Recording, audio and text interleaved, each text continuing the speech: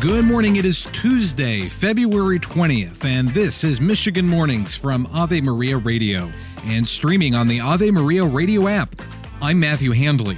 Did you know that the Archdiocese of Detroit has a mission to Native Americans?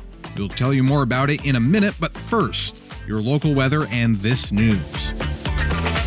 As Michiganders continue to vote early in the state's presidential primary, some areas need more poll workers.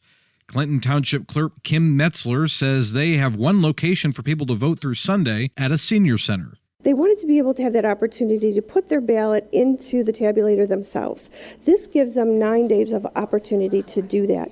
People who voted early in the township over the weekend say they appreciate having extra days to cast their ballot and add it was faster than it will be on Election Day, coming on February 27th. Officials say a propane tank may be the cause of a home explosion in Ann Arbor on Monday morning. The incident happened around 5 a.m. on South 7th Street near Princeton Avenue and caused a massive fire. It scattered debris and damaged nearby homes.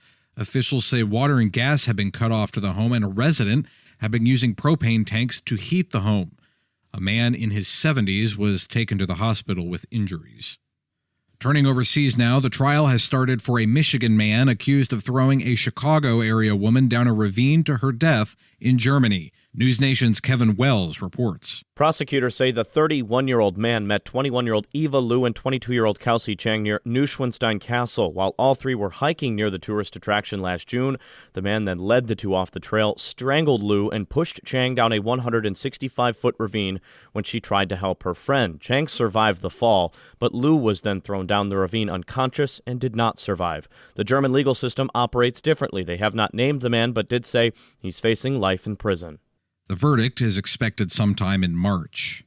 This past weekend, 763 individuals took the next step towards becoming a Catholic on Easter.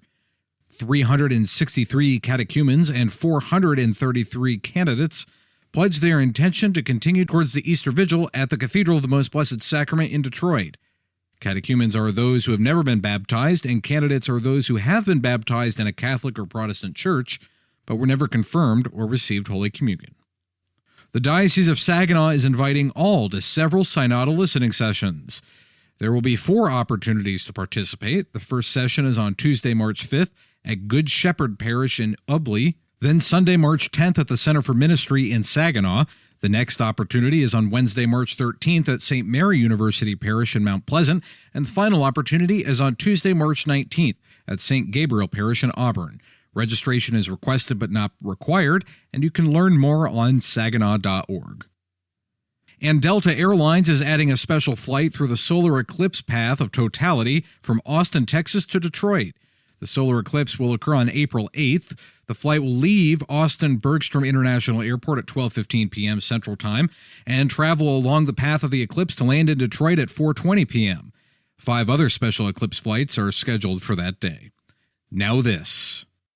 This is Franciscan Father Greg Friedman for the Catholic Communication Campaign with a message about faithful citizenship. On Election Day, we may be urged to vote a straight ticket, but Catholics form their conscience and vote based on the Scriptures and church teaching. The U.S. Bishop's document, Forming Consciences for Faithful Citizenship, isn't a scorecard of issues or candidates. It gives us our highest priority, the dignity of human life and protecting human dignity. To learn more, go to faithfulcitizenship.org. Wake up and text. Text and eat. Text and meet up with a friend you haven't seen in forever. Hi.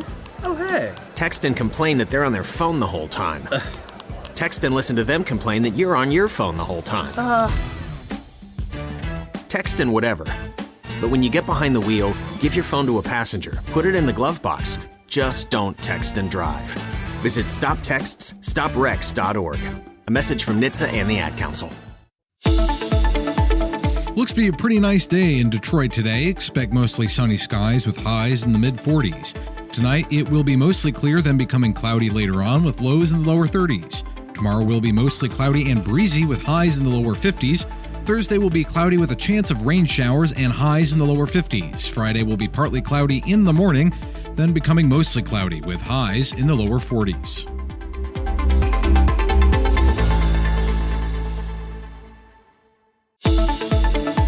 In the Saginaw Valley today, expect partly cloudy skies this morning, clearing later this afternoon, with highs in the upper 40s. Tonight will start mostly clear and then become partly cloudy later on, with lows in the lower 30s. Tomorrow will be mostly cloudy and breezy, with highs in the lower 50s.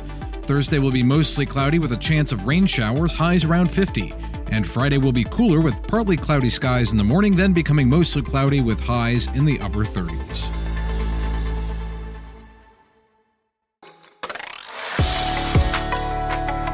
Deacon Steve Morello is with the Mission to American Indians with the Archdiocese of Detroit, and he joined Vanessa Den Hagarmro on Epiphany to discuss this particular mission of the AOD.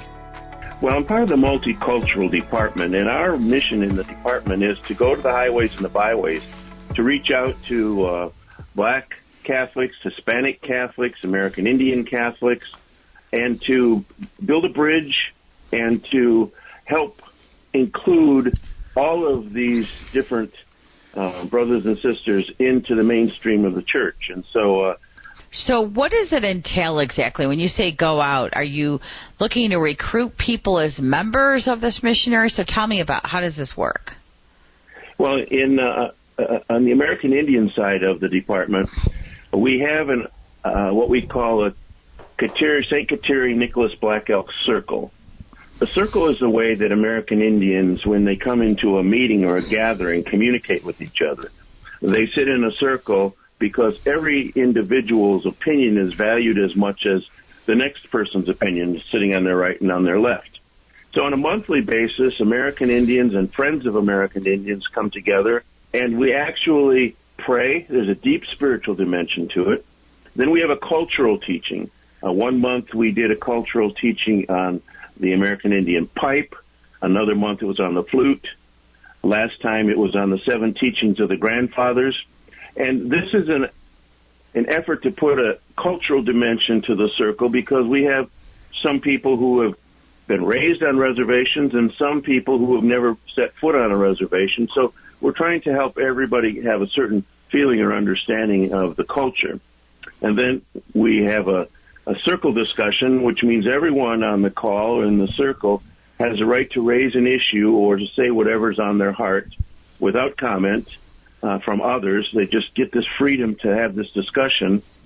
And we make announcements for the coming activities and close with prayer. So that's basically our hour-and-a-half circle meeting. Listen to Epiphany weekdays at noon on Ave Maria Radio.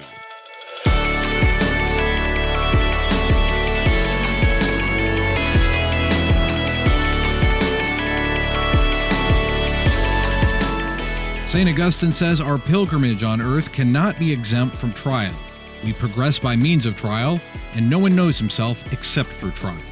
That does it for this edition of Michigan Mornings. I'm Matthew Handley. Stay connected with me on X at Radio Handley, and find Ave Maria Radio on social media as well. Lord willing, I will be back tomorrow, and until then, goodbye.